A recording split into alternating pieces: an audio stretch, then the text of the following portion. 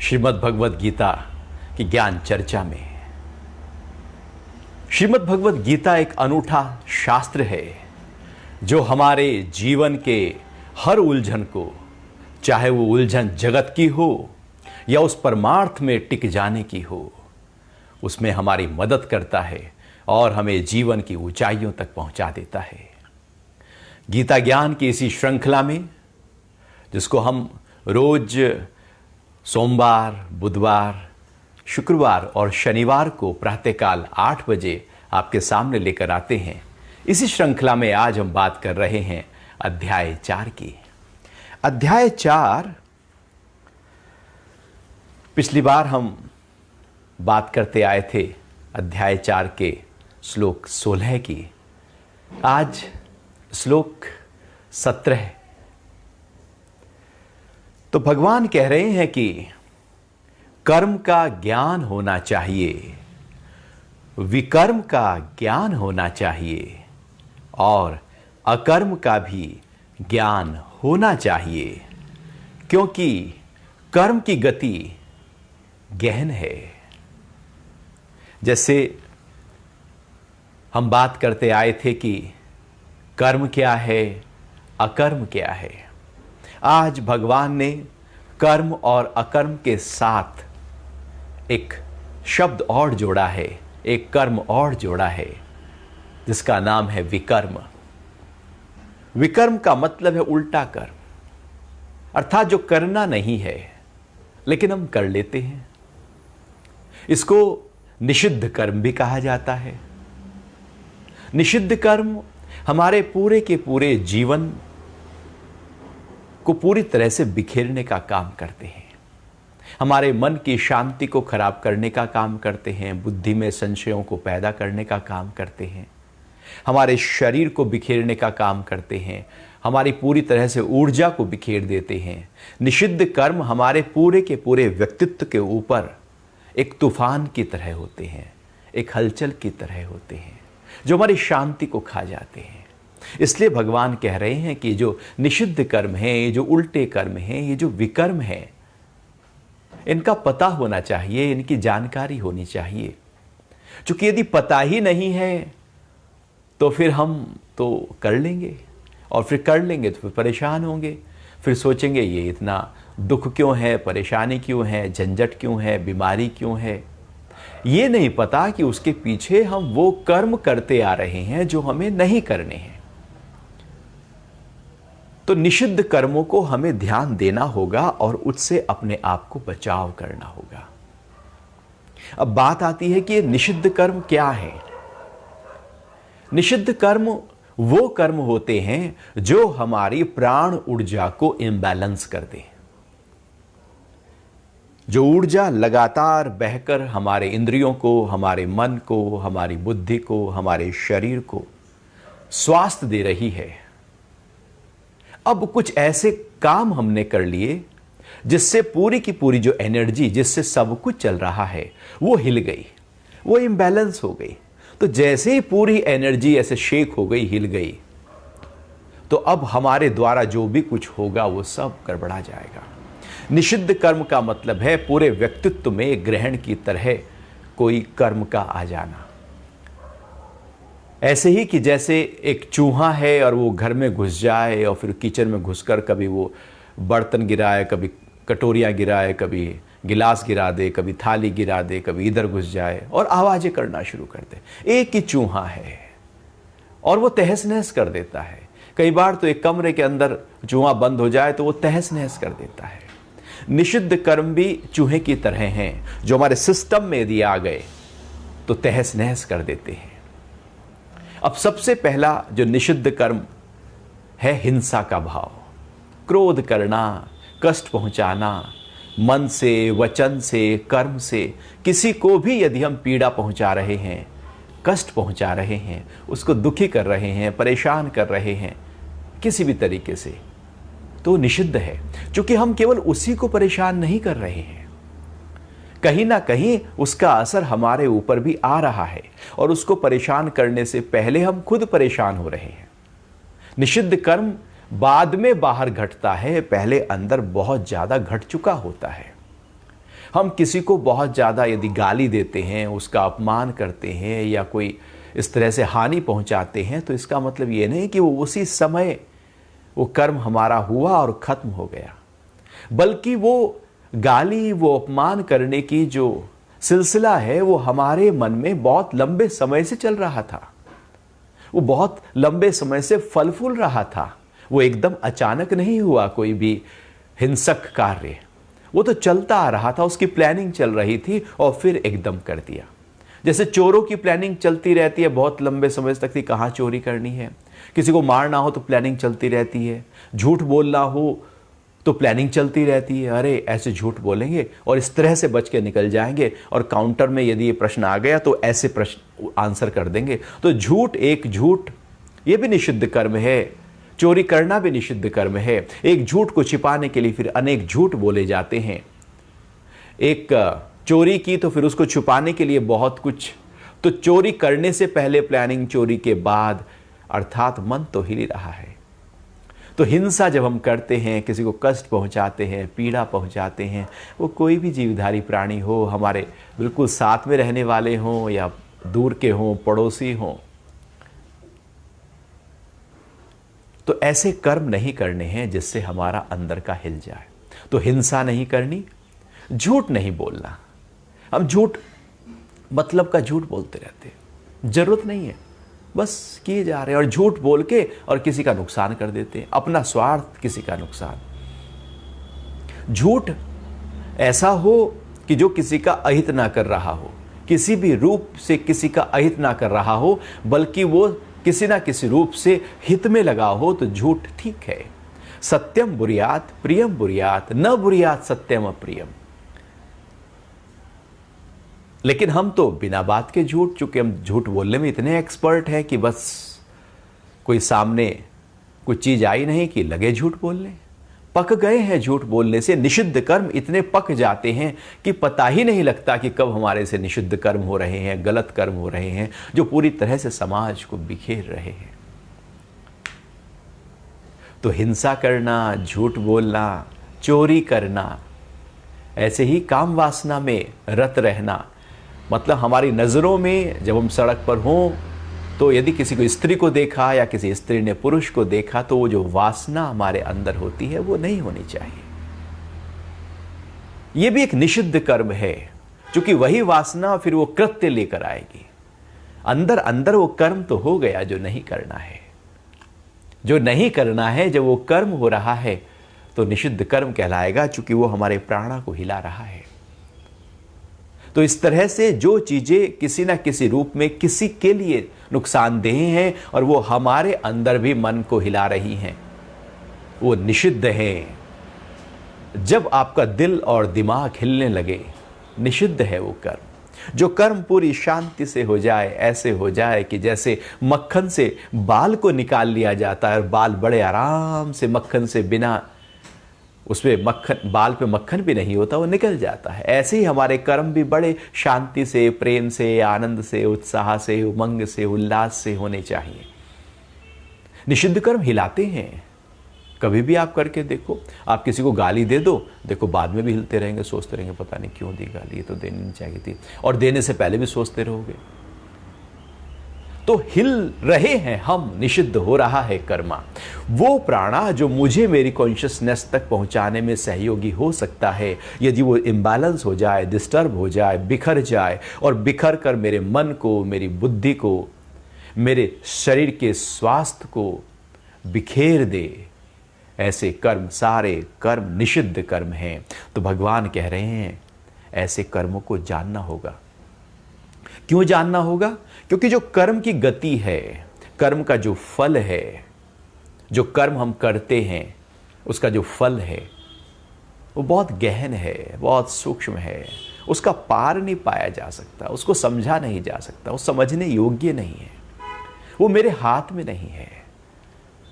वो तो कर्म किया, वो इकट्ठा हो गया। हो सकता है कर्म करें, उसका फल, हमने किसी को अपशब्द कहा, उसने पलट के अपशब्द कह दिया, तो हो सकता है उसी समय आ जाए।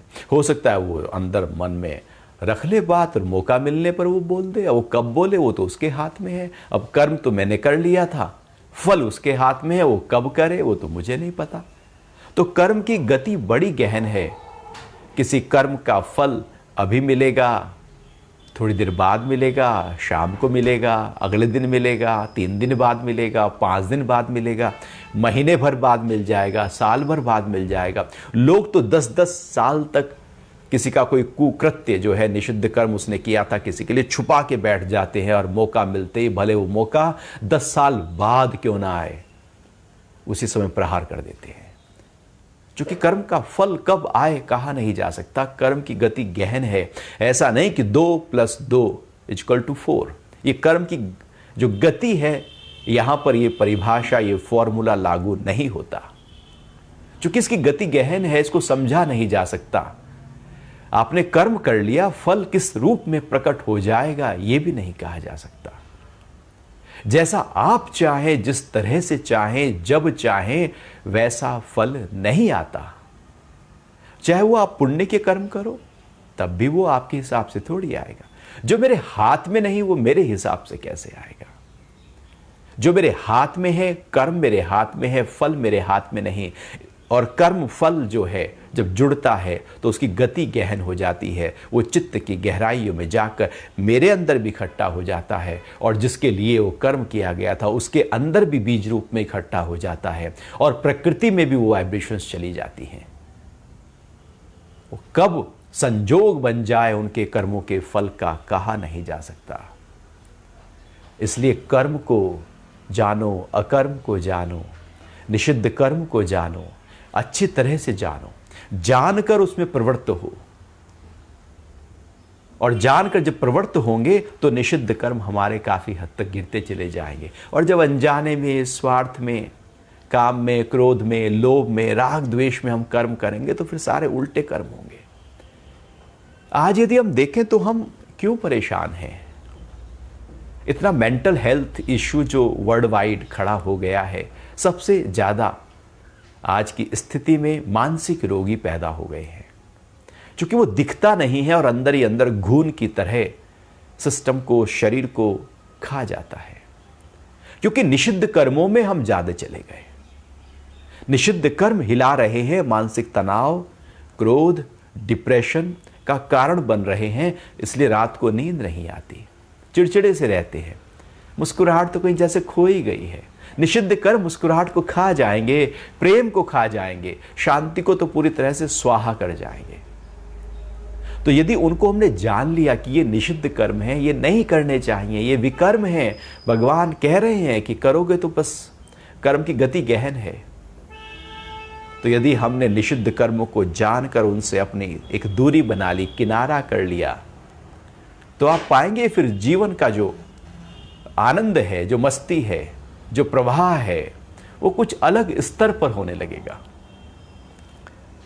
तो इस तरह से भगवान यहां पर, चूंकि इससे पहले कर्म और अकर्म की बात हम कराए हैं, तो जो विकर्म था, निषिद्ध कर्म था, उसको भी समझना, उसको जानना।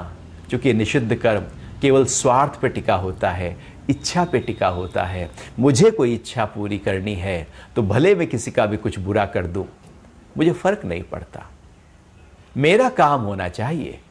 जब मेरा ही काम होना चाहिए तो फिर तो हम किसी ना किसी को तो नुकसान पहुंचाएंगे, उसके दिल को तो चोट पहुंचाएंगे। किसी के दिल को यदि चोट पहुंचा दी तो निषिद्ध कर्म हो गया। जो नहीं करना है वो हो गया। अब शब्द बोल दिया, जोर से बोल दिया, टोन ट्यून ठीक नहीं थी, निषिद्ध कर्म हो गया है। चूंकि आपकी पूरी की पूरी ऊर्जा इम्बैलेंस हो गई है। फिर भगवान और आगे, चूंकि ये जो कर्म, अकर्म, विकर्म, भगवान इसकी अच्छी तरह से व्याख्या कर रहे हैं, समझा रहे हैं कि जिससे हम जानें और उसी तरह से कर्मों में प्रवृत्त हो जाएं। क्योंकि कर्म तो करने हैं, करने ही हैं, करने ही हैं। कर्म तो जब करने ही हैं तो क्यों ना ऐसे कर्म किए जाएं जो मेरे लिए हों। आगे भगवान कह रहे हैं कि ये अध्याय 4 है श्रीमद् भगवद गीता का, और श्लोक अब 18 है। मनुष्यों में बुद्धिमान वही है जो कर्म में अकर्म और अकर्म में कर्म देखता है, वह सब कर्मों को करता हुआ भी योगी है। थोड़ी और गहरी बात भगवान कर रहे हैं। सबसे ज्यादा जो गहराई है कर्म की, जिस तरह से कर्म करना चाहिए वो कैसे करें, वो यह श्लोक है। कर्म की गहराइयों को लिए हुए यह श्लोक है। भगवान कह रहे हैं कि मनुष्यों में बुद्धिमान वही है। बुद्धिमान का मतलब है दो तरह की बुद्धि है। एक जो जगत की तरफ लगी रहती है, बस अपने काम निकाल लेने हैं, बस जगत का अपना स्वार्थ पूरा हो जाए, बस 2 दूनी 4 आ जाए, बस गणित अच्छा हो जाए, बस धन कैसे कमा लिया जाए, उसकी टेक्निक आ जाए, कुछ स्किल पैदा हो जाए। एक बुद्धि है जो जगत की तरफ कार्य करती है। भगवान जब अध्यात्म में बुद्धिमान का प्रयोग करते हैं तो वो बुद्धि है जो जगदीश को, जो अपने स्वरूप को, अंतरतम को पाने में सहायक हो जाती है। बुद्धिमान अर्थात मेरे स्वरूप में टिकाने के लिए जो बुद्धि सहायक हो रही है वो बुद्धिमान है, वो अंतर्मुखी बुद्धि है। और वही बुद्धि अध्यात्म में महत्वपूर्ण होती है। जगत में तो बुद्धि ऐसे ही है। जगत की बुद्धिमान तो व्यक्ति बहुत हो जाते हैं, लेकिन वो अपने स्वरूप को तो जान नहीं पाते। बुद्धि तो है, लेकिन सही प्रकार से उसका यूटिलाइजेशन हो जाए वो बड़ा महत्वपूर्ण है। वो बुद्धि केवल बाहर की नजरों की पारखी व्यक्ति बन जाता है। लोग बहुत पारखी हो जाते हैं। वो एक राजा ने, उसके पास में एक बहुत ही अनमोल हीरा था।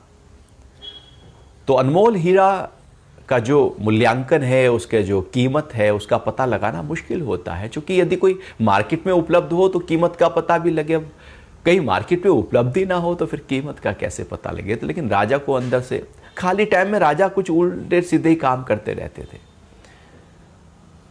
तो कहा कि भैया इसकी कीमत निकालनी है और बुलाओ जोहरियों को। तो जगह जगह से जोहरी बुलाए गए, इस देश से बुलाए गए, अड़ोस पड़ोस से बुलाए गए। लेकिन वो जो हीरा था, सबने कहा कि भैया इसका जो कीमत है वो हम बता नहीं पाएंगे, क्योंकि ये तो हमने आज तक देखा ही नहीं है। देखा हो तो बता पाए। जितने भी हीरे देखे गए हैं उनकी कीमत मैं बता सकता हूं, लेकिन जो देखा ही नहीं उसकी कीमत कैसे बता सकता हूं। राजा भी असमंजस में था कि भैया ये तो कैसे बात बनेगी। तो मंत्री ने डोंडी पिटवा दी दूर दूर राज्यों तक कि जो उस हीरे का दाम सही प्रकार से मूल्य बता देगा उसको राजा एक बहुत ही बड़ा इनाम देंगे।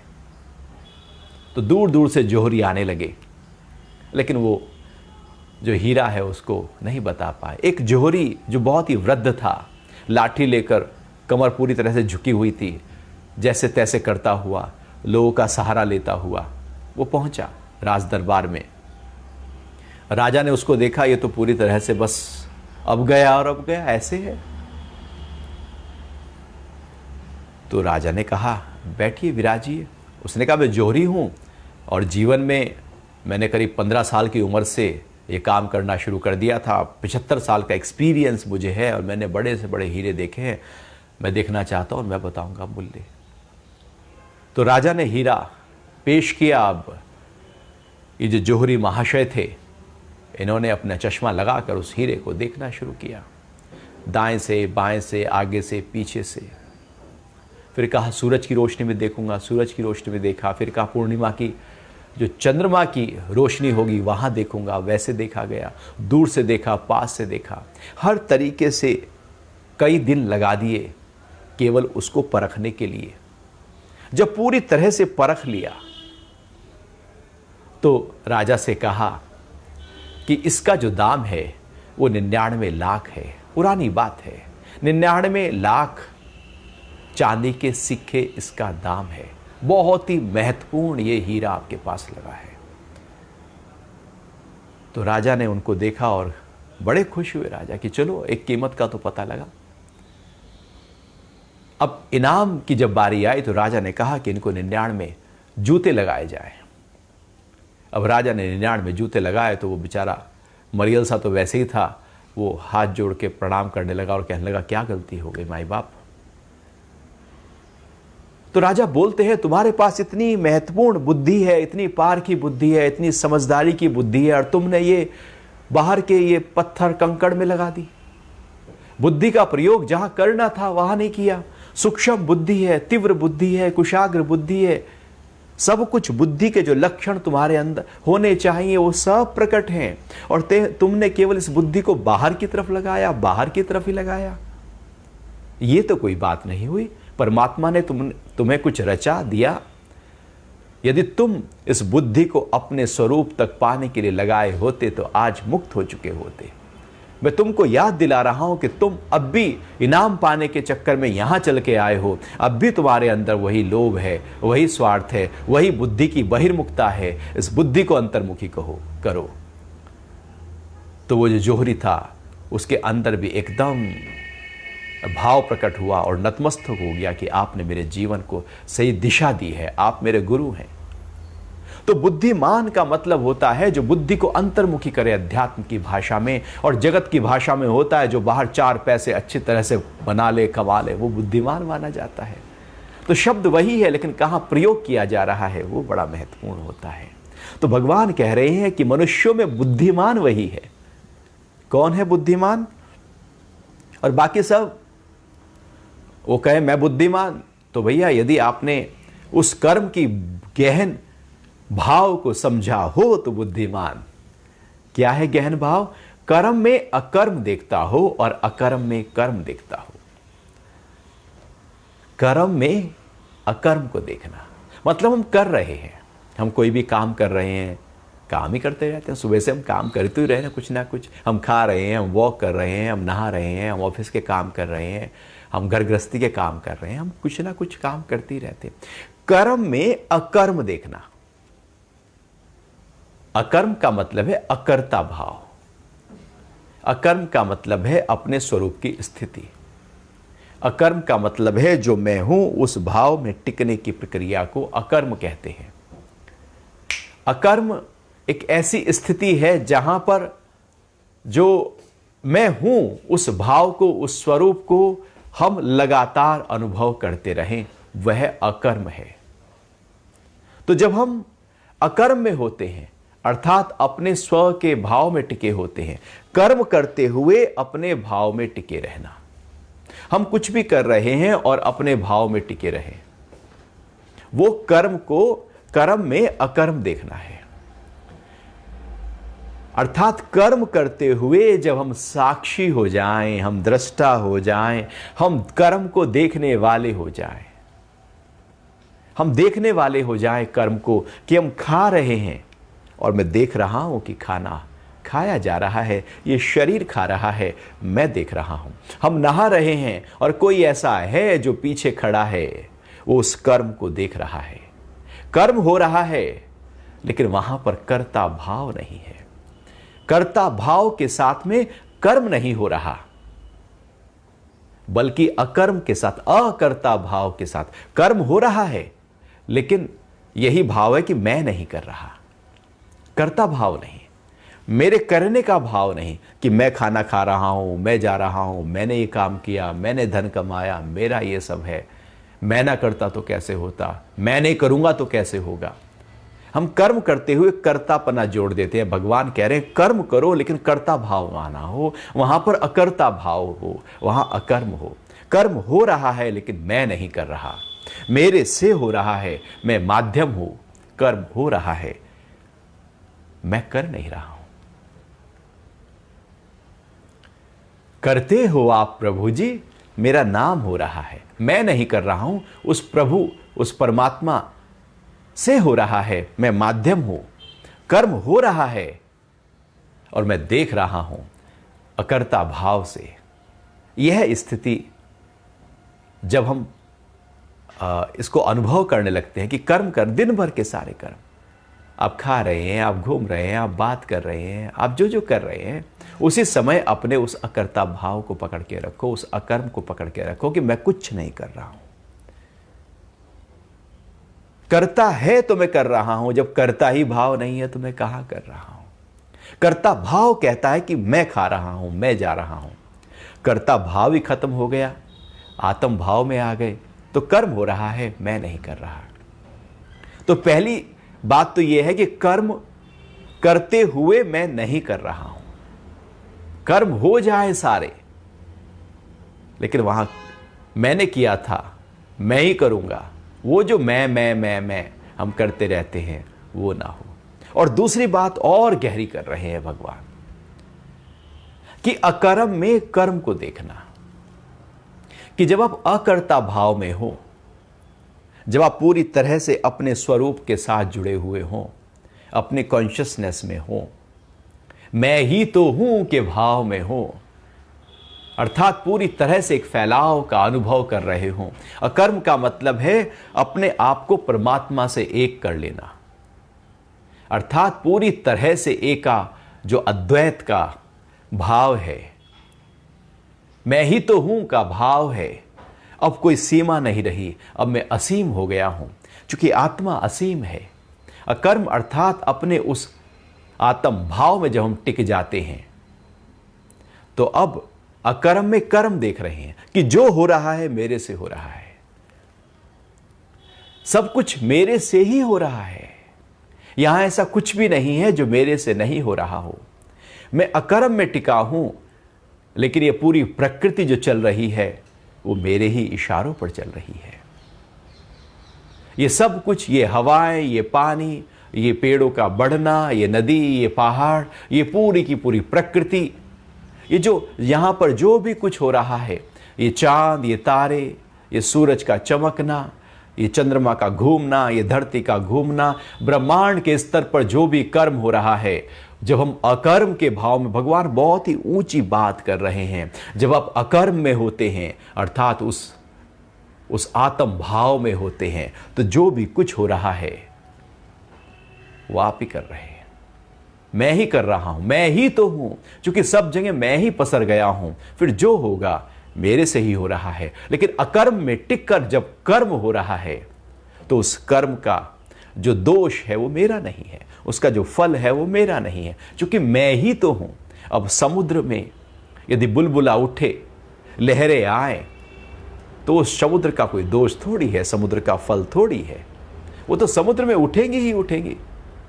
समुद्र में बहुत सारी चीजें होंगी ही होंगी, समुद्र में हलचल, आवाजें, लहरें, बुदबुदे, छोटी लहर, बड़ी लहर, कभी सुनामी, सब होगी, कभी ज्वार भाटा, सब होगा, सब होगा ही होगा। अब ये थोड़ी है समुद्र के कर्म बनते जा रहे हैं, इतने सारा कुछ हो रहा है वहां पर, नहीं। समुद्र तो अपने उस असीमता को अनुभव किए हुए हैं। ऐसे ही भगवान कह रहे हैं, उस असीमता को अनुभव जब हम कर लेते हैं, तब जो भी कुछ कर्म हो रहा है वो मेरे से ही हो रहा है, और वो मेरे से हो रहा है, लेकिन वो कर्म मुझे बांध नहीं रहा है। तो एक है कि कर्म में अकर्म देखना, अर्थात जो भी कर रहे हो वहां पर अपने स्वभाव को, अपने साक्षी भाव को, अपने दृष्टा को पकड़ कर रखना। आप विटनेस हैं, आप सीयर हैं, आप देखने वाले हैं पूरी तरह से, और कर्म हो रहा है। एक तो ये स्थिति है। और गहरी स्थिति है जब अकर्म पक्का होता चला जाए, पक्का होता चला जाए, मैं ही तो हूं सर्वव्यापी आत्मा, जब उस भाव में आ जाए, तो जो कुछ हो वो मेरे से ही उत्पन्न हो रहा है, क्योंकि मेरे से ही सब उत्पन्न हुआ है। ये चांद, ये सूरज, पूरी प्रकृति उस परम तत्व से उत्पन्न हुई है। और भगवान आगे कहते हैं, ये जो आत्मा है वो मेरा ही अंश है। तो जब हम आत्म भाव में होते हैं, तो हम परम तत्व में अपने आप को अनुभव करने लगते हैं। फिर जो घट रहा है, जो भी कुछ हो रहा है, वो मेरे से ही हो रहा है। तो बुद्धिमान वो है जो कर्म में अकर्म और अकर्म में कर्म देखता हो। तो भगवान कह रहे हैं, वह सब कर्मों को करता हुआ भी योगी है। सब कर्म होंगे, कुछ छोड़ना थोड़ी है। अब ऐसा थोड़ी है कि भैया मुझे काम नहीं करना है, हमने काम छोड़ दिया, और काम छोड़कर हम अकर्मी हो गए। छोड़कर अकर्म नहीं हो सकता। मैंने व्यापार छोड़ा, मैंने कर्म छोड़ा, मैंने वहां जाना छोड़ा, मैंने शादी ब्याह छोड़ा, मैंने मरना जीना छोड़ा, मैंने सोसाइटी छोड़ा, और मैं अकर्मी हो गया। अब कर्म छोड़कर अकर्म नहीं हो सकते, बल्कि अकर्म में जब हम टिक जाएं तो भगवान कह रहे हैं फिर सब करो, सब कुछ करो, आपको कुछ वो असर करेगा ही नहीं। भला कमल के पत्ते को कीचड़ असर थोड़ी करता है, वो तो इतना चिकना है कि कीचड़ जैसे ही उस पर गिरेगा वो बह जाएगा। वो व्यक्ति कोयले की खान में निकल जाएगा लेकिन उस पर कालस नहीं लगेगी। ऐसे सारे कर्म हो जाएंगे कि कर्मों का फल उस पर नहीं आएगा। वो पार्टी में है तो पार्टी का असर नहीं आएगा, वो कहीं बाजार में है तो बाजार का असर नहीं आएगा, बाहर की कोई भी चीज उसको हिला नहीं सकती। वो सब करेगा, वो घूमेगा फिरेगा, खाएगा पिएगा, सब कुछ करेगा, और सब कुछ करते हुए वह योगी हो जाएगा, क्योंकि अंदर की जो स्थिति है उसने उस स्थिति को, अकर्म की अवस्था को पकड़ लिया है।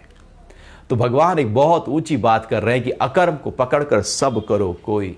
जैसे राजा जनक है, अकर्म की अवस्था को पकड़ा है और राजपाट कर रहे हैं, सब कुछ हो रहा है, राज्य में नृत्य भी हो रहा है, मदिरापान भी हो रहा है, सभाएं भी बैठी है, सब कुछ हो रहा है और राजा सब में रत है, सब कुछ देख रहे हैं, नृत्य भी देख रहे हैं, लेकिन सब कुछ होते हुए भी उसमें लिप्त नहीं है, क्योंकि वह योगी की अवस्था को प्राप्त हो गए हैं।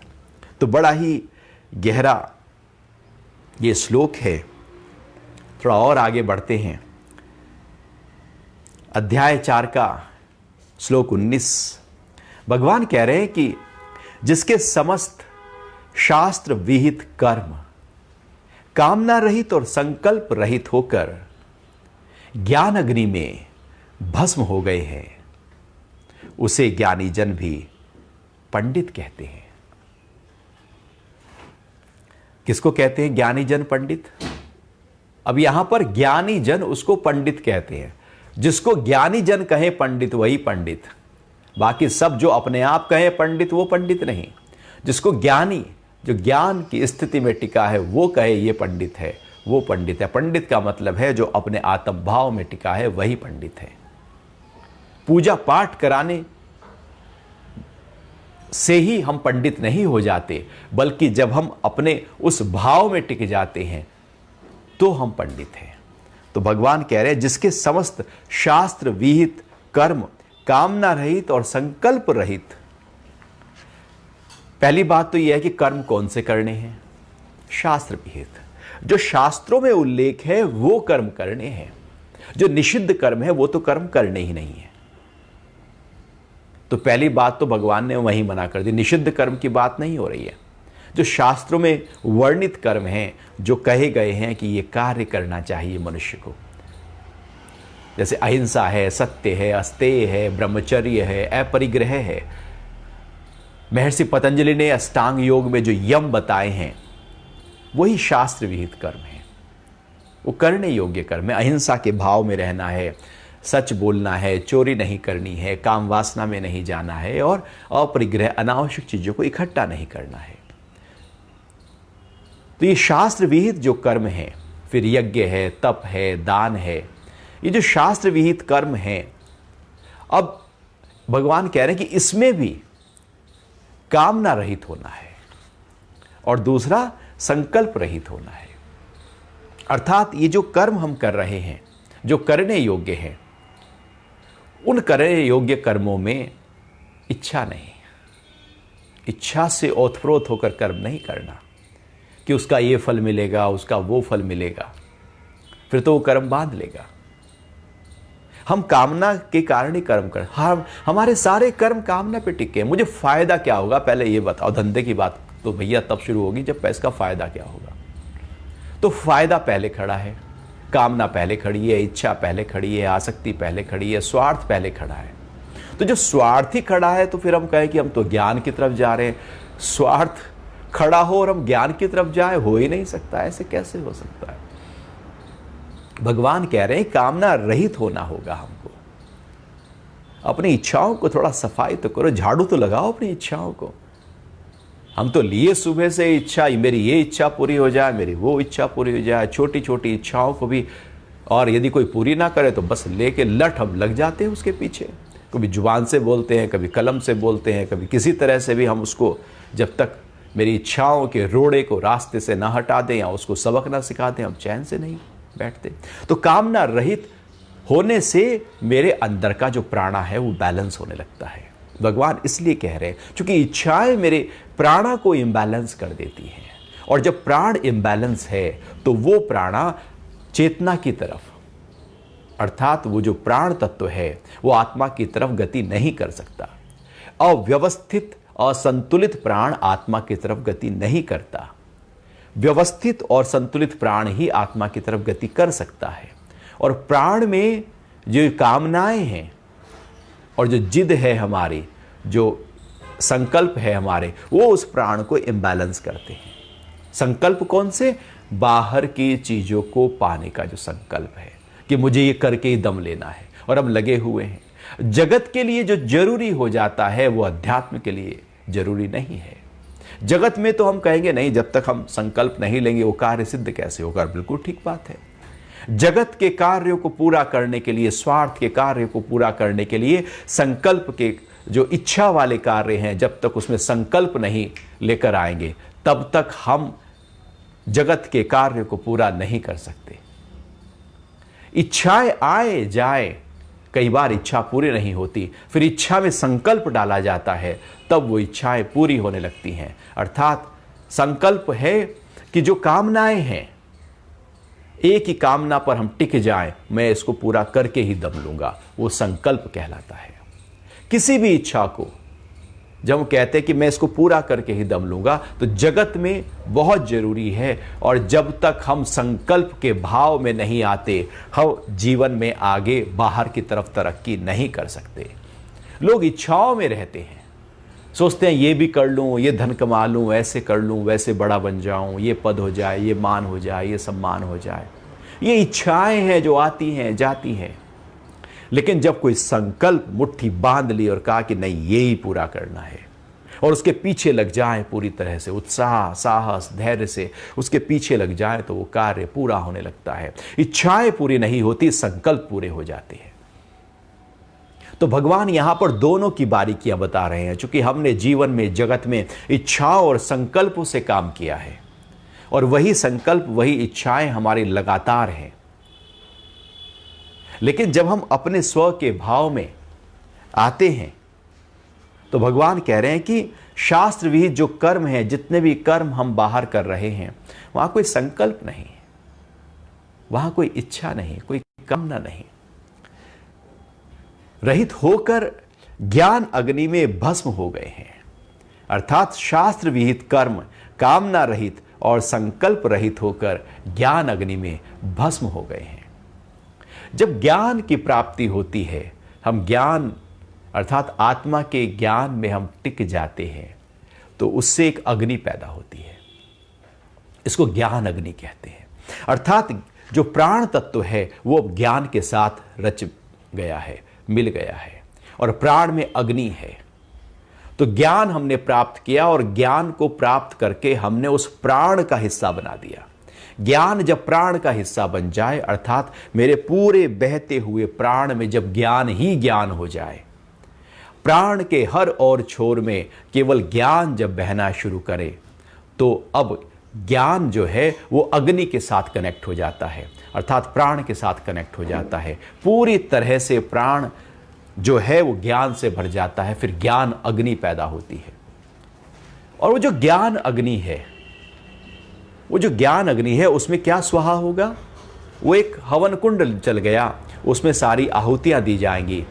वो आहुतियां होंगी हमारे सारी इच्छाओं की, हमारे सारे संकल्पों की और कर्मों के फलों की।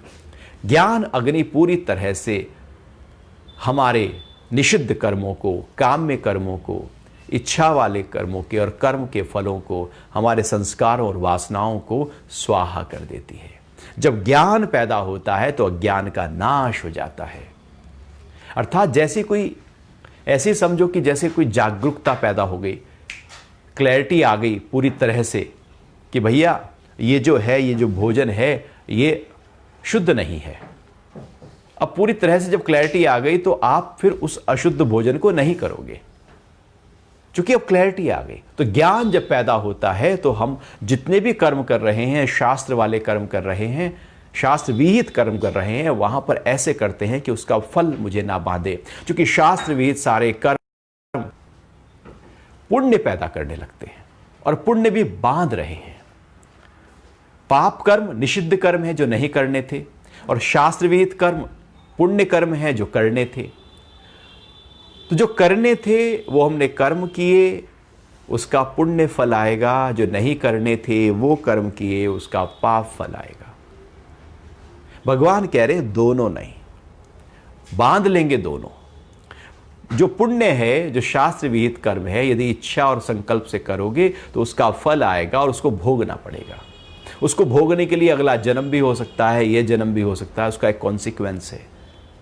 वो बांधेगा, बांधेगा ही बांधेगा, पुण्य बांध ही लेगा। कोई बंधन हो और बहुत अच्छा हो तो है तो बंधन कि आपको बहुत ही अच्छे महल में आपको नजरबंद कर दिया गया हो, वो जेल ऐसी कि जो बहुत ही सब कुछ है वहां पर, बस उससे बाहर नहीं निकलना आपको, तो आप जेल में ही कहलाएंगे, नजरबंद ही कहलाएंगे। भले वो जेल ऐसी हो जिसमें मक्खी मच्छर हो, बदबू हो, एकदम छोटी सी कोठरी हो, काल अंधेरा हो, सब गंदा हो, बदबू हो। एक वो जेल हो सकती है और एक बहुत ही एकदम लैविश जेल हो सकती है, लेकिन दोनों जेल है। कौन सी जेल में बंद कर होना चाहेगा व्यक्ति?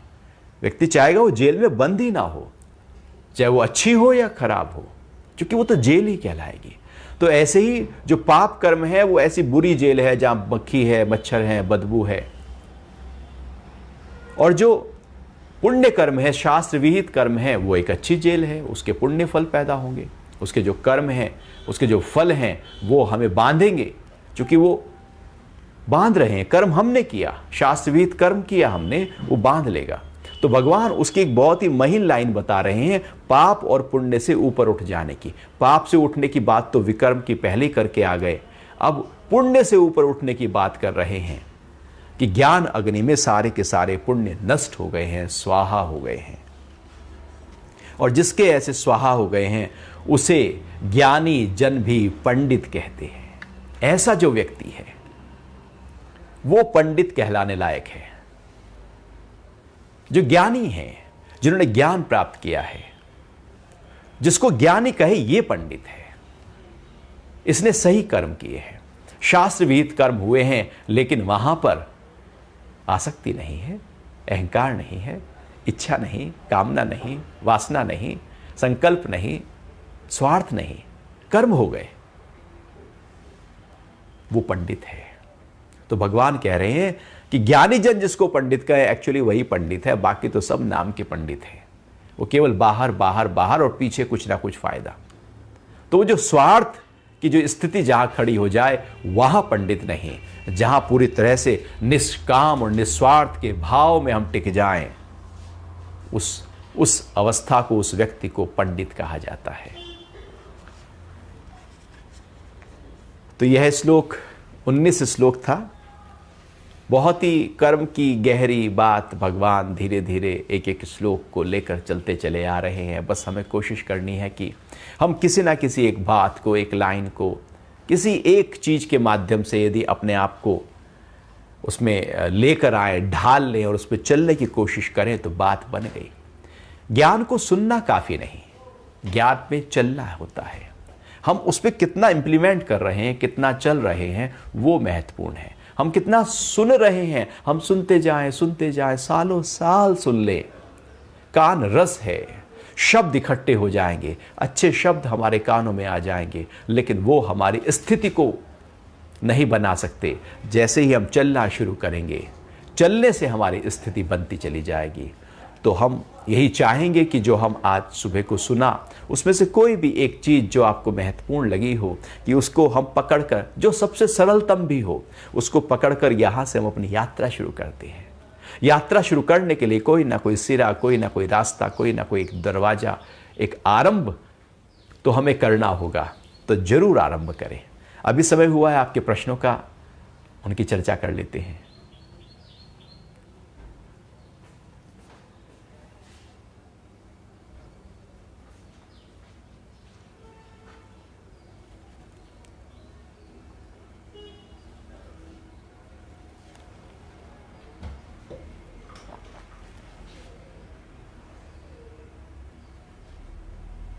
हरिओम तमन्ना जी।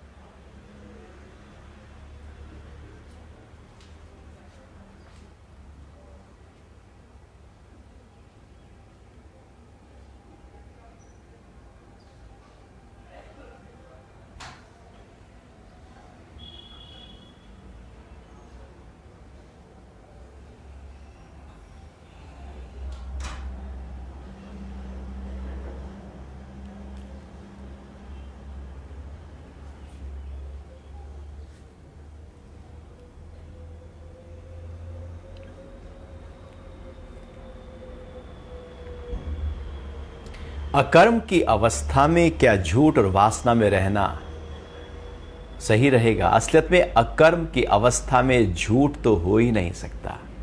अकर्म को हमें समझना होगा। अकर्म का मतलब है अपने स्व के भाव में टिकना, अपनी आत्मा में टिकना। जो मेरा नित्य स्वरूप है, जो मेरा सनातन स्वरूप है, जो मेरी कॉन्शियस प्योर कॉन्शियसनेस है, उस भाव में को जब हम अनुभव करने लगते हैं, वह अकर्म की अवस्था है, वही अकर्ता की अवस्था है, वही निष्काम की अवस्था है, वही परम पद है।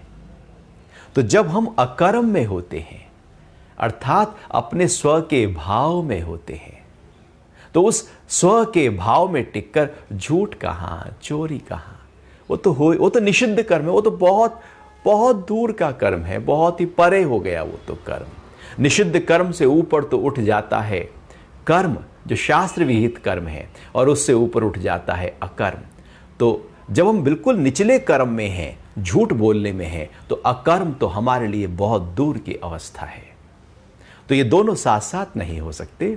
जब आप अकर्म के भाव में होते हैं तो सारे निषिद्ध कर्म भी गिर चुके होते हैं और कर्म भी गिर चुका होता है, सकाम भी गिर चुका होता है। अब तो आप निष्काम भाव में होते हैं। तो दोनों साथ साथ नहीं चलते। आप अकर्म में आ जाएं, क्योंकि अकर्म में जब हम होते हैं तो पूरी तरह से क्लियर हो जाता है, क्रिस्टल क्लियर हो जाता है कि क्या कर्म करना है और क्या नहीं करना। आप देखने लगते हैं, आपको पूरी तरह से जब आप देख रहे होते हैं और देखते हुए चल रहे होते हैं, तो आपको गड्ढों का पता है, आपको कंकड़ का पता है, कांटों का पता है, आपको नाले का पता है। आप बचकर निकल जाएंगे, क्योंकि आप देख रहे हैं। देखते हुए आप गिरेंगे थोड़ी। आप देख नहीं रहे, आंखों पे पट्टी बांधी हुई है, अब आप गिर जाएंगे। तो ये जो कर्म है, ये तब होंगे निषिद्ध कर्म या कर्म सकाम कर्म, जब हमें उस दिव्य दृष्टि का अनुभव नहीं है। लेकिन जैसे ही हम अंदर से उस ऊंचे भाव में आते हैं, अब हमें बारीकी से पता लग जाता है कि क्या खाना है, क्या नहीं खाना, उसमें भी कितना खाना है, कितना सोना है, क्या बोलना है, कब बोलना है, कैसे बोलना है, किस तरह से बोलना है, कब मौन में आ जाना है, कहाँ जाना है, क्या कार्य करना है, क्या नहीं करना। ये जितना भी है, कब, कहाँ, क्यों, कैसे, किस तरह से, ये पूरी तरह से क्लियर होने लगता है। एकदम हम ऐसे हो जाते हैं कि जैसे चारों तरफ हमारी आंखें आ गई हों। अब एकदम क्लियर हो जाता है कि मुझे क्या कर्म करने हैं। अब जानबूझ के कोई उंगली थोड़ी काटेगा अपनी। जब पता है, होश में है, जागे हुए हैं, तो फिर उंगली नहीं कटेगी। हम बेहोश में हैं, कहीं ध्यान और है, तो उंगली कट जाएगी। अकर्म की अवस्था में जब हम होते हैं, अकर्म में होते हैं, अकर्ता भाव में होते हैं, तो फिर सारे निषिद्ध कर्म ढह जाते हैं। जी तमन्ना जी।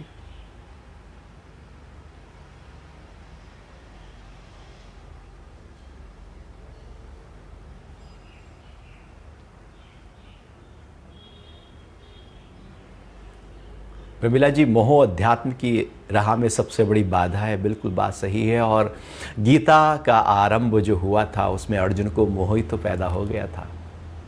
और मोह एक ऐसी स्थिति है जो मरते दम तक, मरता हुआ व्यक्ति भी मोह से ग्रसित रहता है और कहता है कि मेरे वालों का कुछ फायदा हो जाए। वो अपने वालों में लगा रहता है।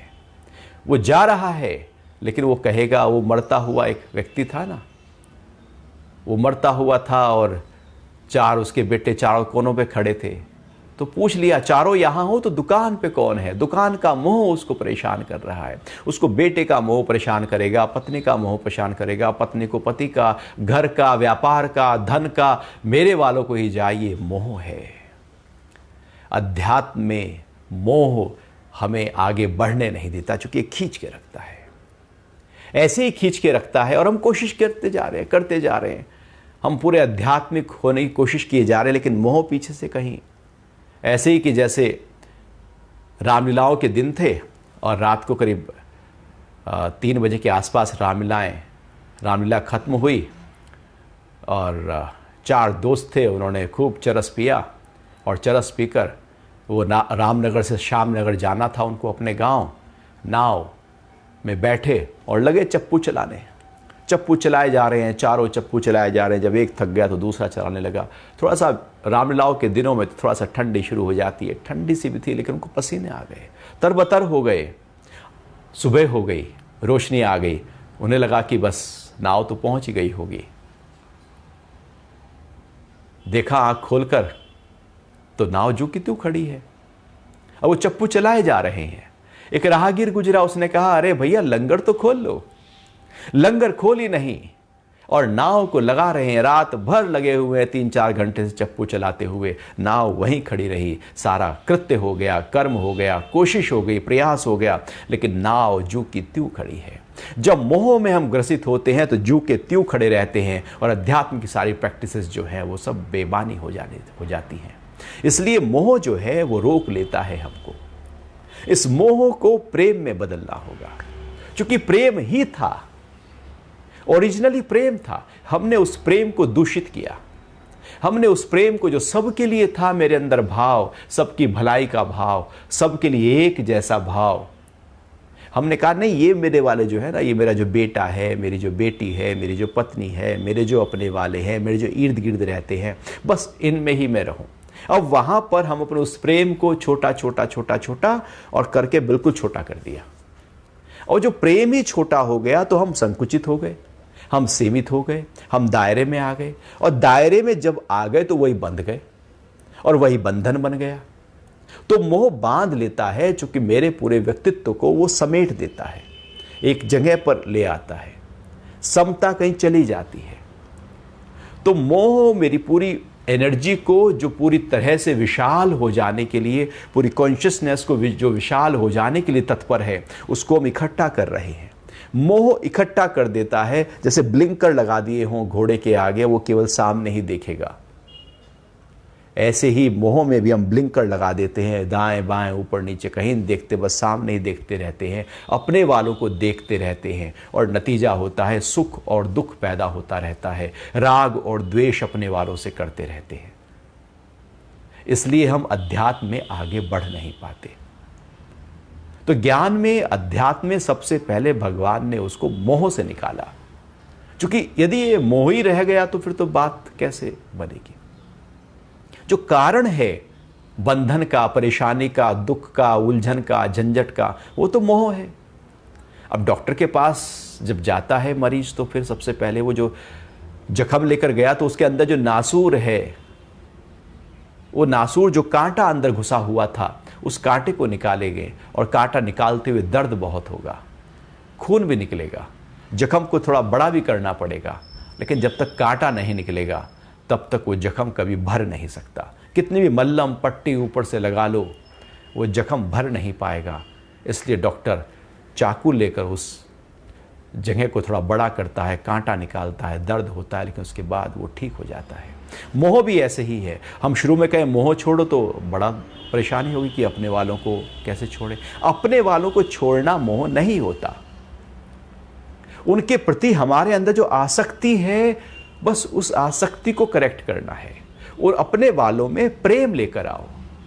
हमने अपने वालों में मोह लाकर उस संबंध को भी दूषित कर दिया, खराब कर दिया। जो मेरे मिले हैं, मुझे अपने वाले मिले हैं, परमात्मा ने दिए हैं, संबंध बने हैं, शुक्रिया है उसका, क्यों ना उनसे प्रेम करूं। और जैसे ही हम उनसे प्रेम करने लगते हैं, हम अध्यात्म की यात्रा में एकदम आगे बढ़ने लगते हैं। जख्म एकदम ठीक होने लगता है कांटा निकलते ही। तो इसलिए मोह बहुत बड़ी रुकावट है। और प्रेम करो, सबसे प्रेम करो। प्रकृति में जाओ, प्रकृति से प्रेम करो, अपने अंदर हमेशा प्रेम के भाव को बढ़ाओ। कोई अपने वाला हो उससे प्रेम, कोई पड़ोस का बच्चा हो तो उससे प्रेम वैसे ही जैसे अपने वाले से करते हैं। तो अपने और बाहर में कोई अंतर ऐसे ना रखे, अंदर से भावना से ना रखे, लेकिन जो वर्तन किया जा रहा है वो तो विशेष होगा, अपने वालों में विशेष होगा, उनके साथ खाएंगे, बैठेंगे, उठेंगे, वो एक अलग बात है, लेकिन भाव तो सबके लिए एक जैसा हो सकता है, वर्तन अलग अलग हो जाएगा। जी तमन्ना जी।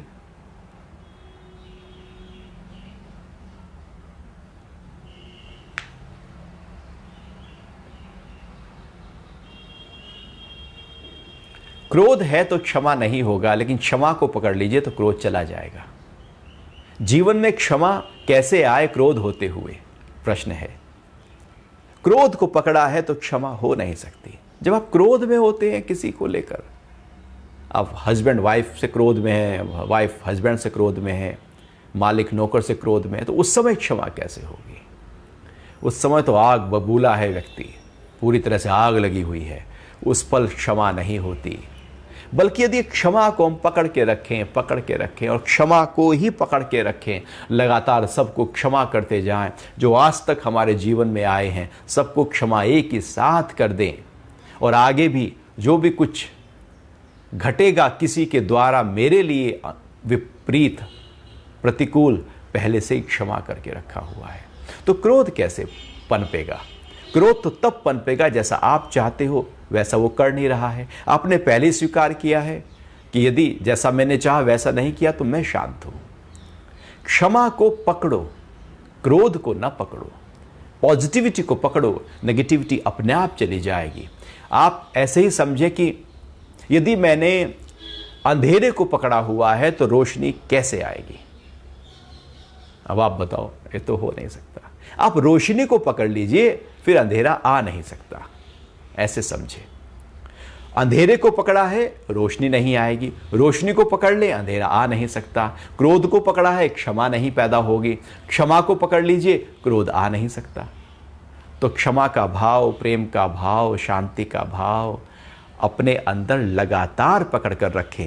ये दिव्यताएं हैं जो जीवन में हमारे साथ होती हैं। तो सारे निषिद्ध कर्म, सारा क्रोध, सारा अहंकार, वो सारा द्वेष धीरे धीरे कम होता चला जाएगा।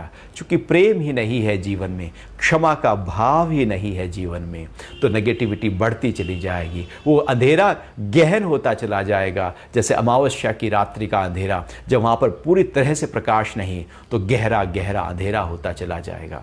ऐसे ही है, अंधेरा उस अंधेरे को और गहरा कर देगा। यदि हमने क्षमा का भाव नहीं रखा तो क्रोध हमारा और बढ़ता चला जाएगा, द्वेष और बढ़ेगा, झगड़े और बढ़ेंगे, नेगेटिविटी और बढ़ेगी, मन के तनाव, परेशानी और बढ़ती चली जाएगी।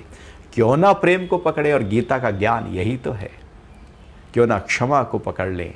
और अष्टावक्र गीता में जब अष्टावक्र ने राजा जनक को उपदेश दिया तो सबसे पहले यही कहा कि क्षमा को अमृत के समान 5 चीज़ें बताई, लेकिन उसमें सबसे पहले क्षमा एक ऐसी चीज़ है, एक ऐसा गुण है, यदि उसको पकड़ लें तो हम अध्यात्म की मार्ग पर आगे बढ़ सकते हैं, अपने आत्म शांति को अनुभव कर सकते हैं। क्रोध को पकड़ने से क्षमा कहीं खो जाएगी, इसलिए क्षमा को पकड़िए। जी तमन्ना जी।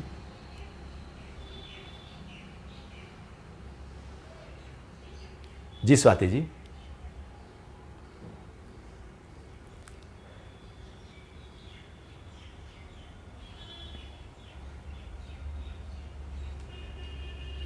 जब हम ध्यान करने बैठते हैं तो हमारा मन भटक जाता है, कभी इधर ख्याल, कभी वो ख्याल, कभी पुराने ख्याल, वो ख्याल जो वो चीज़ें, वो कर्म जो हमें करने थे वो सब याद आने लगते हैं, चूँकि हम ठहर गए हैं।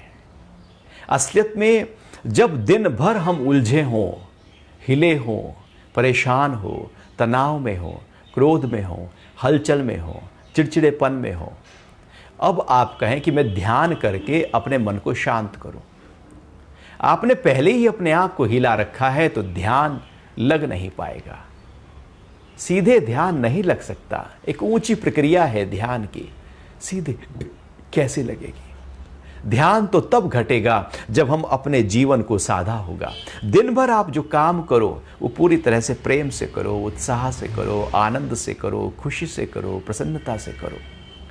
कोई किसी का बुरा ना करो, शब्द अच्छे निकालो, कर्मों में एकदम शालीनता हो, सौम्यता हो, मधुरता हो, आपकी वाणी शुद्ध हो और दूसरों के हृदय को लाभान्वित दे रही हो। अर्थात पूरी तरह से दिन भर जब आप कर्म ऐसे कर रहे हो कि आप हिल नहीं रहे हो, उसके बाद जब आप ध्यान में बैठोगे तो आप निश्चित मानेगा एकदम ध्यान की गहराइयों में चले जाओगे।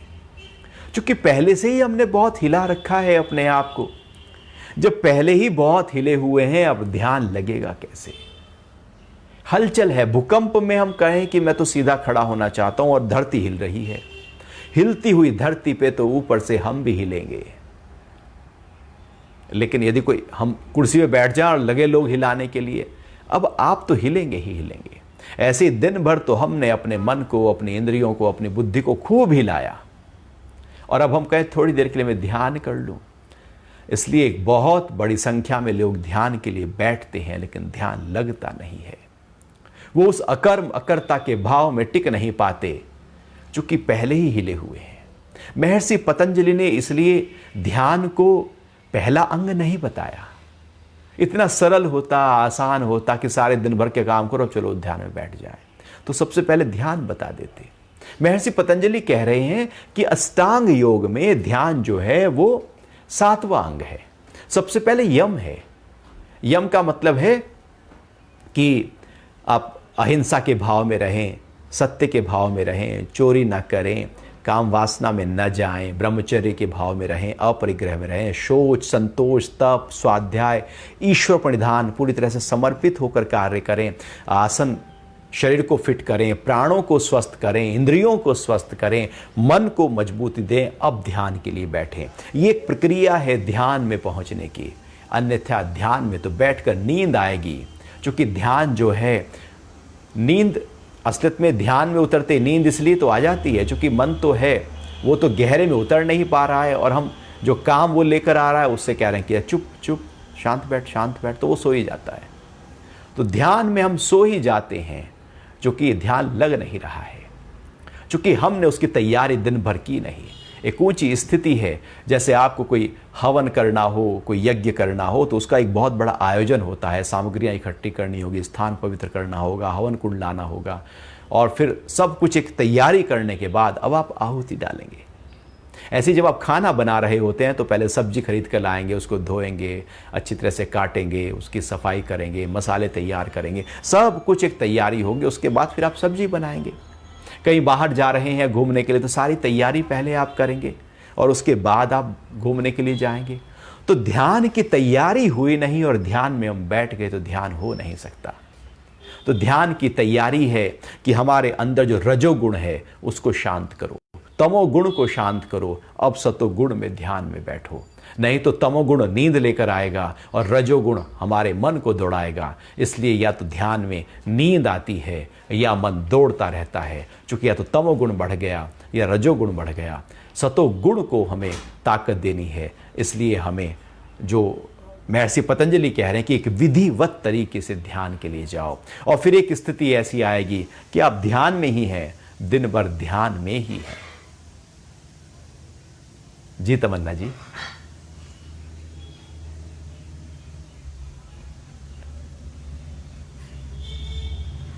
हरिओम।